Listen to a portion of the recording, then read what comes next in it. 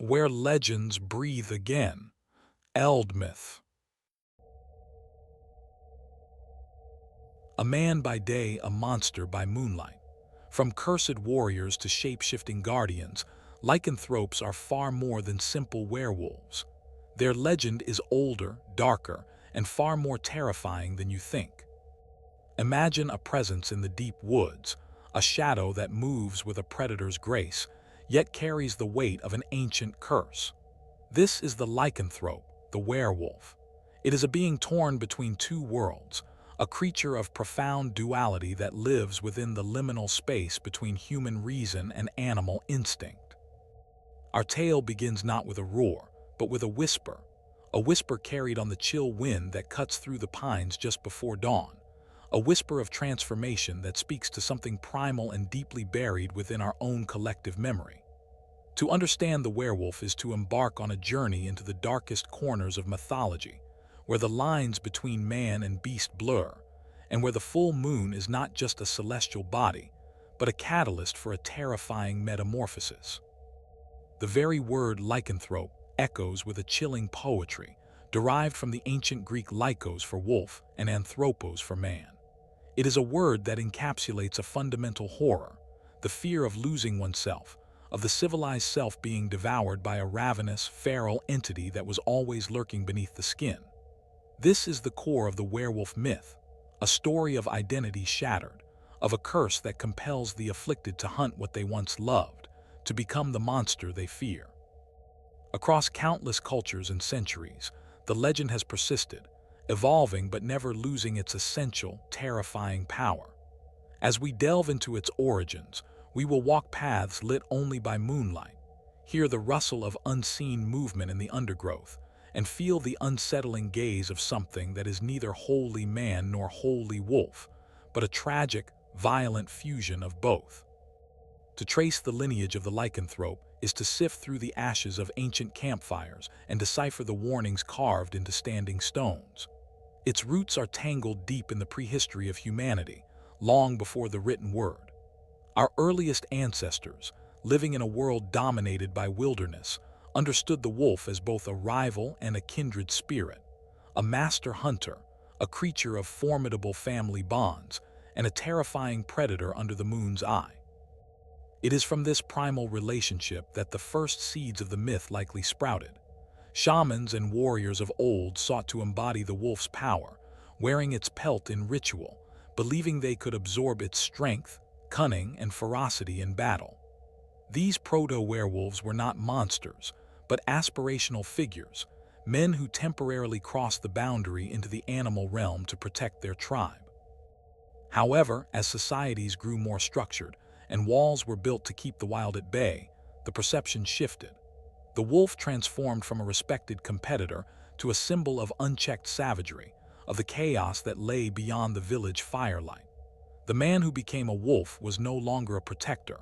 He was a traitor to his own kind, a conduit for the wilderness to infiltrate the ordered world of human community. This fear found vivid expression in the civilizations of the classical world.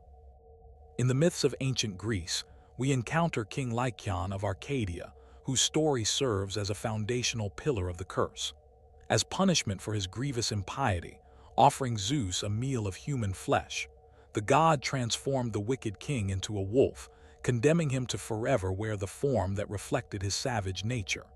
Here, the transformation is a divine punishment, a moral lesson written in blood and fur. Roman mind, ever practical and legalistic, imbued the myth with a layer of haunting melancholy. The Roman author Petronius, in his Satyricon, tells the story of a soldier who claims to have witnessed a friend transform into a wolf and flee into the woods, only to find his own clothes torn and stained with blood upon investigating the creature's tracks. This account introduces the concept of the involuntary, cyclical transformation, a curse that operates beyond the control of the afflicted. It paints the werewolf not as a villain, but as a victim of a terrible fate, a man trapped in a recurring nightmare of his own making. As the centuries turned and the dense forests of northern Europe whispered their own tales, the myth evolved further, intertwining with local beliefs in witchcraft and demonic pacts. In the vast, dark woodlands of medieval Germany, France, and the British Isles, the werewolf became a staple of folklore. It was often linked to the figure of the outlaw, the man forced to live beyond the law's protection, literally becoming a wolf of the woods. Stories spoke of men donning magical wolf skins granted by the devil, belts made of wolf hide that induced the change, or salves applied to the skin under the full moon's light. The physical description became more horrifically detailed. A man would fall to the ground in agony, his bones elongating and reshaping with sickening cracks, his face stretching into a snarling muzzle filled with razor-sharp teeth, his hands and feet twisting into powerful, claw-tipped paws. Coarse, thick fur would sprout from every pore, and his eyes would shift from human recognition to the blazing, hungry amber of a predator. This was no longer a symbolic punishment, but a visceral, bodily horror. The habitat of the lycanthrope is, by its very nature, the borderland. It is not found deep in the untamed heart of the wilderness, nor is it comfortable within the crowded warmth of the village square. It dwells in the in-between spaces, the lonely moors shrouded in peat fog, the dense forests that press against the cleared fields, the rugged mountain passes where the wind howls like a lonely beast, and the desolate, rocky coastlines where the sea meets the cliffs. These are landscapes of transition, mirroring the creature's own unstable state. The lycanthrope is a creature of the night, its existence governed by the lunar cycle. As the moon waxes to its full, terrible glory, an irresistible pull stirs within the cursed blood. The world takes on a different texture under that silver light. Shadows become deeper pools of darkness. Sounds are sharper, and scents carry on the air with intoxicating clarity. For the one afflicted, this is not a time of beauty, but of mounting dread and agitation. The senses become painfully acute. The smell of baking bread from a distant cottage is not comforting, but maddening, overshadowed by the far more potent scent of the sheep in the fold, the dog by the hearth, the sleeping child.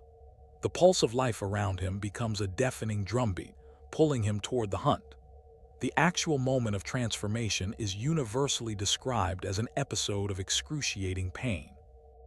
It is the body rebelling against its own design, bones breaking and reknitting, tendons snapping and reforming, the very skull reshaping itself.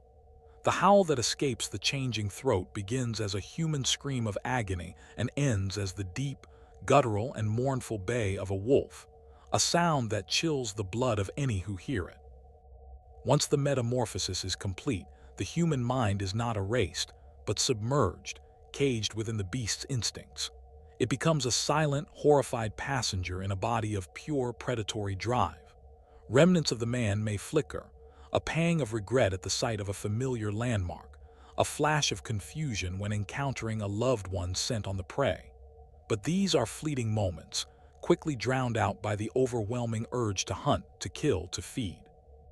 The werewolf's behavior is that of an apex predator, but one twisted by a tragic paradox.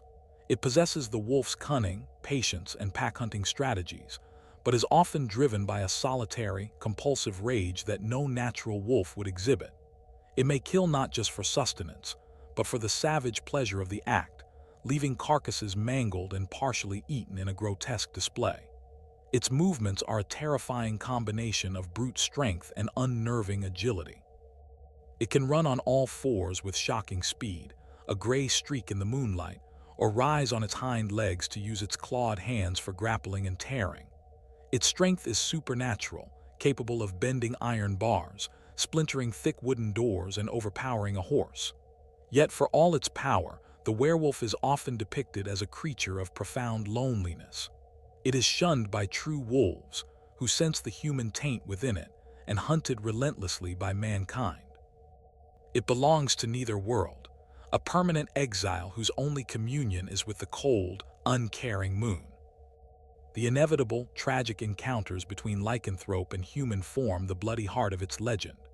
These stories are seldom tales of heroic monster slaying, but of personal catastrophe and communal terror.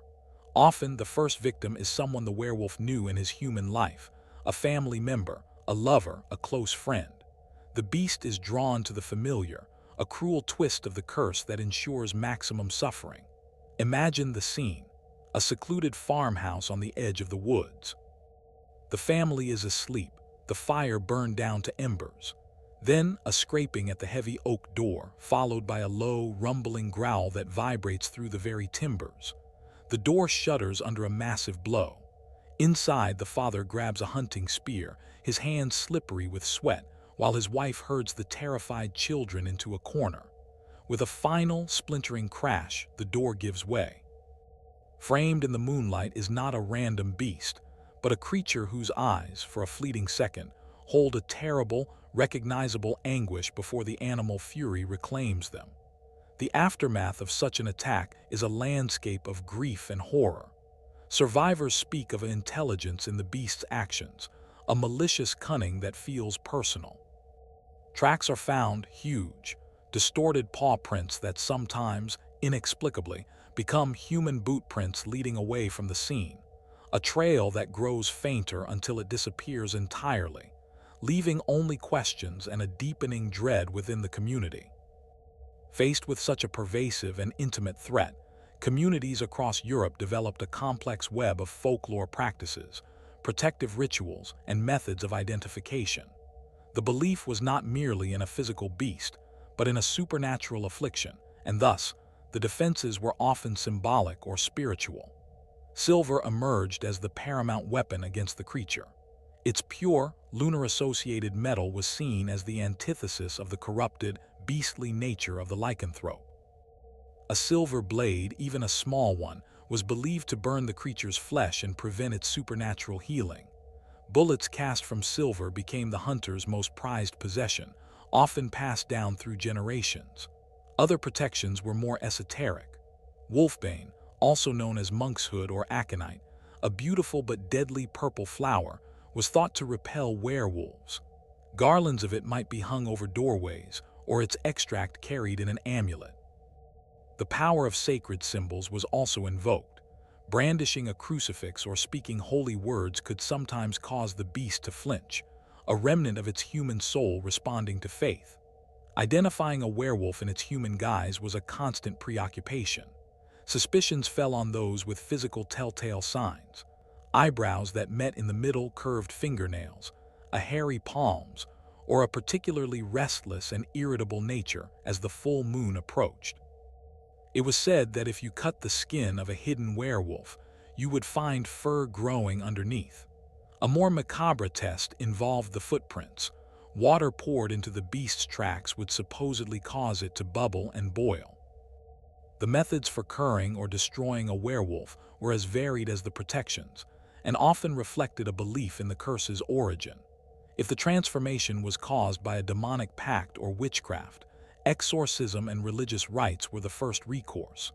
The afflicted might be brought before a priest for prayers, fasting, and purification. In more extreme cases, the cure was shockingly literal. Drawing blood from the forehead of the beast form was said to break the spell. But the most common and most final remedy was execution. This was not a simple killing. It was a ritualized destruction designed to ensure the curse died with the body. Beheading was the preferred method, followed by burning the remains to ashes, which were then scattered to the winds or buried at a crossroads, a place of confusion meant to prevent the spirit from finding its way back. In some tales, the werewolf could only be killed by a weapon that had been blessed 3 times, or by a relative, adding another layer of tragic necessity to the act. The societal impact of these beliefs was profound. Werewolf trials, though less widespread than witch trials, did occur. In 16th and 17th century France and Germany, numerous men were tried, tortured, and executed on charges of lycanthropy. Their confessions, extracted under duress, speak to a deep-seated cultural fear of the beast within, a fear that could turn neighbor against neighbor and transform a lonely, perhaps mentally ill, individual into a scapegoat for any unexplained livestock death or missing person. Beyond the fear and the violence, the werewolf myth served as a powerful vessel for symbolism and social commentary. On one level, it represented the ever-present fear of the wild, of nature's untamable power that could reclaim civilized man at any moment. The werewolf was the embodiment of the famine that drove men to cannibalism, the plague that reduced society to savagery, the madness that could lurk within a seemingly normal mind. It was a warning against giving in to base instincts, a morality tale about the consequences of abandoning reason and faith. But the myth also spoke to more complex human experiences. It was a metaphor for the loss of control, to disease, to madness, to addiction. The cyclical transformation mirrored the experience of chronic illness or psychological torment, with periods of normalcy followed by devastating episodes. The werewolf's loneliness and alienation resonated with anyone who felt like an outsider, misunderstood and feared by their own community. In some Slavic folklore, the werewolf, or Vukodlak, could even be a protective spirit, a guardian of the village against worse supernatural threats, suggesting an ambivalence where the beast's ferocity could be directed against true evils. This duality is key. The lycanthrope is both the monster and the victim, the hunter and the hunted, a symbol of savage destruction and profound, tragic loss of self. Now let us turn from theory to tale and listen to the legends themselves. From the dark forests of Germania comes a story known as the Werewolf of Bedburg. In the late 16th century, the town of Bedburg was terrorized by a series of brutal murders. Livestock were found torn apart, and then people, including women and children, began to disappear, only to be discovered partially devoured in the woods. The attacks were marked by a shocking ferocity. Panic gripped the town. Hunts were organized, but the creature was cunning, evading traps and seeming to anticipate the hunter's movements. Suspicion began to coalesce around a man named Peter Stump, a farmer who lived on the outskirts of town with his daughter. Stump was a loner, known for his strength and a quick temper. After a particularly gruesome attack that left 2 children dead, a posse cornered a massive wolf in the forest. In the struggle, the beast was wounded in the leg before escaping. The next day, the town magistrate, acting on a growing suspicion, had Stump arrested. When the man's leg was examined, a fresh, deep wound was found, exactly where the wolf had been struck. Under torture, Stump confessed to making a pact with the devil, who had given him a magical wolf-skin belt that granted him the power to transform. He confessed to the murders and even to acts of cannibalism. His execution was a public spectacle of horrific proportions, designed to purge the evil from the land. This story, blending historical record with folklore, exemplifies how the werewolf myth could become a narrative framework for explaining real-world violence and societal fear. From the Celtic traditions of the British Isles comes a tale of a different flavor, one tinged with sorrow and unintended consequence. It is the story of a Scottish chieftain whose wife died in childbirth. Grief-stricken and unable to care for his infant son, he remarried a woman from a distant clan.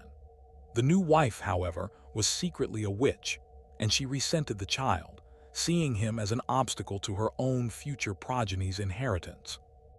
One night under a full moon, she cast a terrible spell upon the boy, transforming him into a wolf. The child wolf fled into the highlands, forgetting his human life. Years passed. The chieftain, always mourning the mysterious loss of his son, grew old. His lands were plagued by a lone, clever wolf that stole sheep but never harmed people. One autumn, during the hunt for this wolf, the aged chieftain became separated from his men. Deep in a glen, he came face to face with the beast. It was larger than any wolf he had seen, with a coat of silvery gray and eyes of an unusual soft green. Instead of attacking, the wolf whined and lowered its head, a gesture that struck the old man's heart with a strange familiarity. He did not raise his bow. He spoke softly, as one would to a skittish dog. The wolf approached slowly and laid its head on the man's knee. As the chieftain placed a trembling hand on the wolf's head, a single tear fell from the beast's eye and landed on a clan ring the man wore, a ring that had once belonged to his lost son's mother. In that instant, the spell was broken. The wolf's form shimmered and dissolved, leaving a young man, ragged and wild, but unmistakably his son, kneeling before him. The witch's magic was undone by an act of unconscious love and recognition, a symbol that the bonds of family could transcend even the most powerful curse. A French Breton legend offers a more action-oriented, yet equally symbolic, narrative. This story tells of a knight, Sir Guillaume, who was cursed by a vengeful sorcerer he had defeated in battle. The curse caused him to transform into a ferocious wolf every night from dusk till dawn. Sir Guillaume, a man of honor, was horrified. To prevent himself from harming the innocent, he had his loyal squire forge him a set of chains from cold iron. Each evening, as the sun set, he would retreat to a hidden cave, and his squire would bind him fast to the stone wall. There he would endure the transformation in shackles, howling in frustration and pain until the morning light freed him. For years, this grim ritual continued. Sir Guillaume became a spectral figure in the region, a knight who was only seen by day, his nights a well-guarded secret. The crisis came when a marauding band of ogres, led by a powerful troll, threatened to overrun the knight's lands. The battle raged for a day, but as dusk approached, the tide was turning against the human defenders. Sir Guillaume, wounded and exhausted, faced a terrible choice: retreat to his chains and let his people be slaughtered, or allow the chains to take him unchained, unleashing the beast upon the battlefield, friend and foe alike. With a final prayer, he ordered his squire to stand clear as the sun dipped below the horizon. The transformation was swift and agonizing. But this time, the knight's unwavering intent to protect somehow steered the beast's fury. The werewolf did not turn on its own men. With a strategic cunning that echoed Sir Guillaume's martial mind, it tore into the ogre lines, its savage strength turning the battle. At dawn, as the beast lay panting and wounded among the defeated trolls, the first rays of sun transformed it back into the knight, who was found alive amidst the carnage. The curse seemingly burned away by an act of ultimate self-sacrifice and controlled will. The legacy of the lycanthrope did not fade with the coming of the Enlightenment. It simply transformed, finding new life in the arts. The 19th century Gothic revival embraced the werewolf with fervor. Writers like Sutherland Menzies and later, George W. M. Reynolds, penned sensational tales that thrilled Victorian audiences. But it was cinema that truly resurrected the werewolf for the modern age. The 1941 film The Wolf Man, starring Lon Chaney Jr., as the tragic Larry Talbot established the iconic template, the sympathetic victim, cursed by a bite, doomed to transform under the full moon and vulnerable only to silver. Chaney's performance, full of pathos and dread, cemented the werewolf as a figure of tragedy, not just terror. This cinematic tradition evolved through the decades, from the Technicolor horrors of The Howling and An American Werewolf in London, with their groundbreaking transformation sequences, to the teenage angst metaphors of the Teen Wolf franchise, and the gritty, action-oriented Underworld and Van Helsing series. In literature, the werewolf has been explored with psychological depth in works like The Werewolf of Paris by Guy Endore, and has become a staple of paranormal romance and urban fantasy, often as a complex anti-hero or a member of a structured pack, exploring themes of belonging, instinct, and controlled violence. This modern reinterpretation often softens the curse, presenting it as a manageable condition or a source of community, yet the core elements, the transformation, the lunar tie, the silver weakness, remain, a testament to the myth's enduring power. Today, the lycanthrope stands as one of the most recognizable and adaptable monsters in global culture. It has been analyzed by psychologists like Carl Jung, who saw it as an embodiment of the shadow, the repressed, instinctual part of the human psyche. It serves as a versatile metaphor for discussing the other within us all, the violent impulses, the primal desires, the parts of ourselves we chain up for the sake of society.